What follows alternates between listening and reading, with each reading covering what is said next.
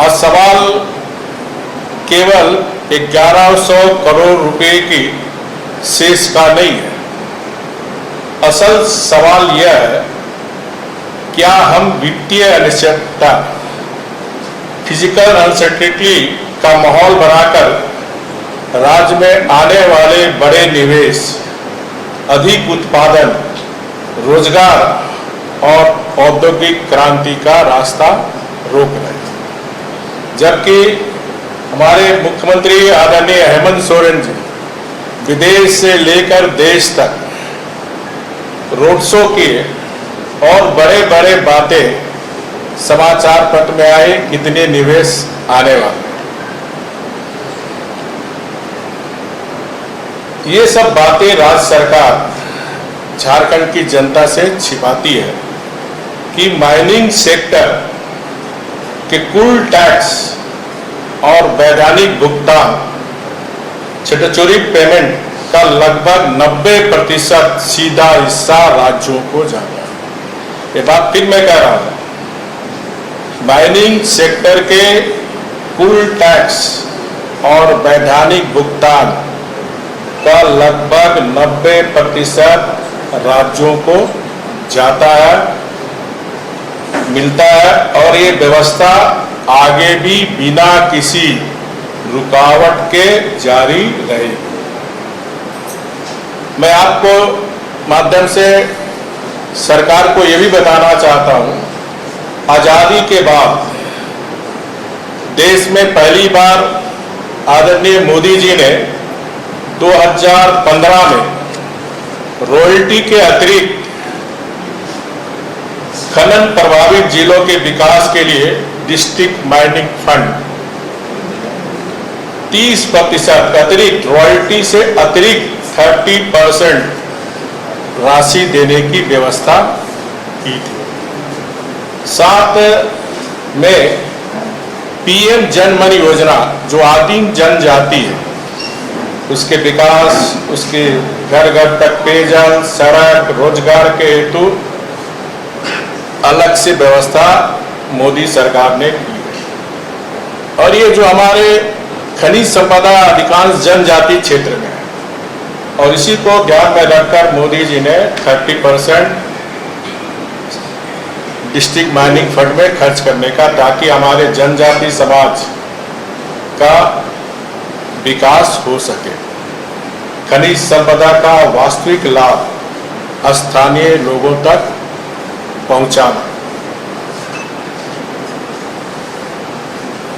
झारखंड सरकार राज्य के राजस्व के लिए कितनी चिंतित है, इससे साबित होता है कि भारत सरकार द्वारा राज्य में 34 कोल ब्लॉक की मंजूरी मिली हुई है। मंजूरी मिलने के बाद भी अब तक केवल 4 कोल ब्लॉक ही चालू हो पाए। 30 कोल ब्लॉक को राज्य सरकार ने अभी तक चालू नहीं कराया। इसी तरह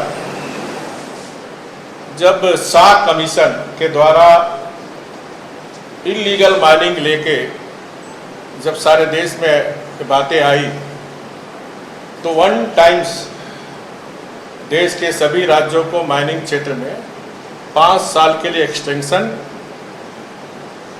कानून में प्रावधान था। और 2015 में जब हमारी सरकार थी, तो 5 साल के लिए यानी 2020 तक जिसको भी लॉ एक्ट में था उसको एक्सटेंशन करने का काम किया। लेकिन 2020 में जो आयरन और लीज से समाप्त हो गई, लेकिन दुख के साथ कहना पड़ता 6 साल हो गए, आज तक लॉ एक्ट में 6 माइंस, बॉक्साइट के 37 में से 17 माइंस ही चालू। ये कोल ब्लॉक माइंस चालू होते तो राज्य को करोड़ों रुपया राजस्व मिलता। झारखंड मुक्ति मोर्चा कांग्रेस की सरकार 1100 करोड़ रुपए का से इसका रोना रोती है, लेकिन आंकड़े बताते हैं इस सरकार के नियत में कितने खोट है। अन्य राज्यों की तुलना में डिस्ट्रिक्ट माइनिंग फंड की स्थिति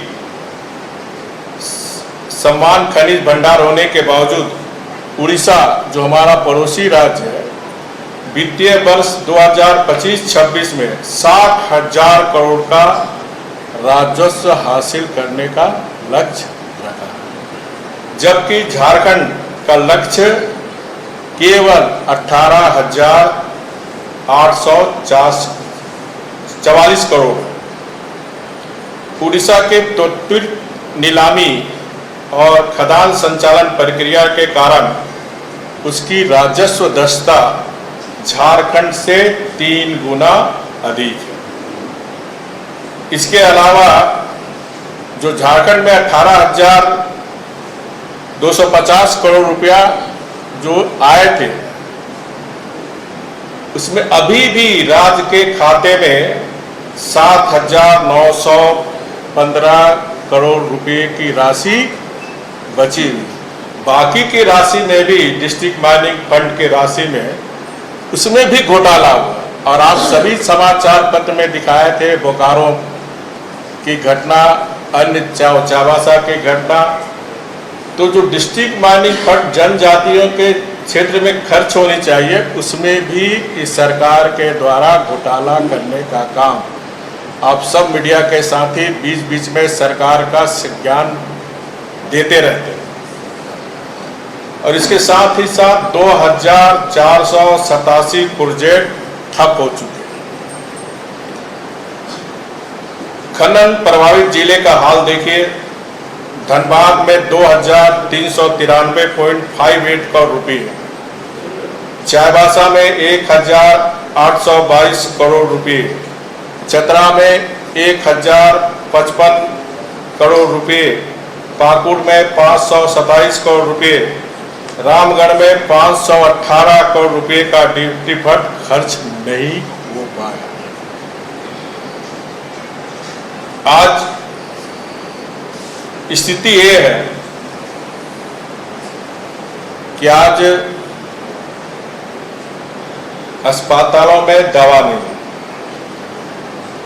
ग्रामीण क्षेत्र में पीने का पानी नहीं है, चाईबासा में लोग लाल पानी पी रहे हैं, धनबाद में काला पानी पी रहे हैं। जब हमारी सरकार थी तो हमने दोनों जगह के डिस्ट्रिक्ट डीसी को आदेश दिया था कि पूरा डिस्ट्रिक्ट माइनिंग का फंड चाईबासा में शुद्ध पेयजल पीने के लिए खर्च हो, धनबाद में भी काला पानी लोग ना पिए, वहाँ भी हमने निर्देश दिया था और बहुत सारी योजनाएं उन क्षेत्रों में चल रही हैं।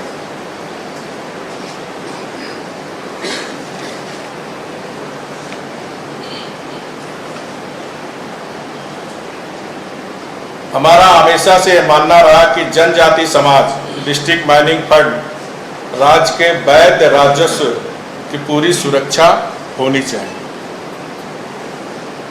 डिस्ट्रिक्ट माइनिंग फंड की खनन क्षेत्रों में स्वास्थ्य, शिक्षा आदि के मूलभूत आधारभूत संरचना पर खर्च की जानी चाहिए, लेकिन इस सरकार ने कुछ नहीं किया। और समाचार पत्र में आप दिखाते हैं साहेबगंज, जो मुख्यमंत्री के विधानसभा क्षेत्र का जिला है, मैंने समाचार पत्र में देखा था किस तरह हमारा आदिवासी संथाल समाज के लोग नाले का पानी चूम रहे हैं। टीवी में भी मैंने देखा किस तरह एम्बुलेंस नहीं मिलने के कारण खाट में लोग मरीज को लेके जा रहे हैं, रास्ते में ही उनका देहांत हो जा रहा है। बहुत सी हमारी बहनें डिलीवरी दूर में रहने के कारण डिलीवरी में भी बच्चे जच्चे दोनों की मृत्यु हो जाती है। अस्पतालों में उपकरण नहीं है, एम्बुलेंस नहीं है, जनता बुनियादी सुविधा के लिए तरस रही है। इतना ही नहीं, इस सरकार की सरपरस्ती में चल रहे अवैध धंधों के कारण जो वैध खनन है, लीगल माइनिंग का भारी नुकसान हुआ है। सरकारी आंकड़ों के वित्तीय वर्ष 2024-25 की पहली तिमाही अप्रैल जुलाई में जहां कोयले का उत्पादन लगभग 44 मिलियन टन था, तो मैं 24-25 का बात बता रहा हूं। 2025-26 की इसी अवधि में घटकर 37.25 मिलियन टन आ गया। ये जो शेष झारखंड सरकार लगाई है अक्टूबर 2024 में, तो 24 में हमारा कोल का उत्पादन था 44.79 मिलियन टन था। शेष लगाने के बाद 25-26 में ये घटकर 37.25 मिलियन टन पर आ गया। जबकि लीगल माइनिंग घटेगी तो राज्य का राजस्व अपने आप घटेगा। यदि लीगल माइनिंग आर्थिक रूप से सुदृढ़ होगी, सप्लाई चेन पारदर्शी होगी, तो अवैध माइंस का प्राइस इंडेक्स खत्म हो जाएगा। लीगल माइनिंग में रॉयल्टी, नीलामी, प्रीमियम, डिस्ट्रिक्ट माइनिंग फंड, रोजगार और डाउन स्ट्रीम उद्योग में जो आर्थिक गतिविधियां बढ़ेगी वह इस 1100 करोड़ से कहीं बड़ा इकोनॉमिक मल्टीप्लसर झारखंड को लाकर देगा। विगत 6 वर्ष में राज्य में 26 खदानों के पट्टे समाप्त हो गए। यदि सरकार पारदर्शी ढंग से नीलामी करती तो आज राज्य को अरबों रुपये की राशि रॉयल्टी और प्रीमियम मिलता है। अभी आयरन ओर में कोई भी ऑक्शन होगा तो उसमें प्रीमियम भी मिलेगा, रॉयल्टी भी मिलेगा और डिस्ट्रिक्ट माइनिंग फंड का भी राजस्व मिलेगा और स्थानीय युवाओं को रोजगार मिलता है और अवैध खनन पर अंकुश लगता है। सरकार बताए इन 6 वर्षों में किस आदिवासी मूलवासी की दशा सुधरी। कांग्रेस और झारखंड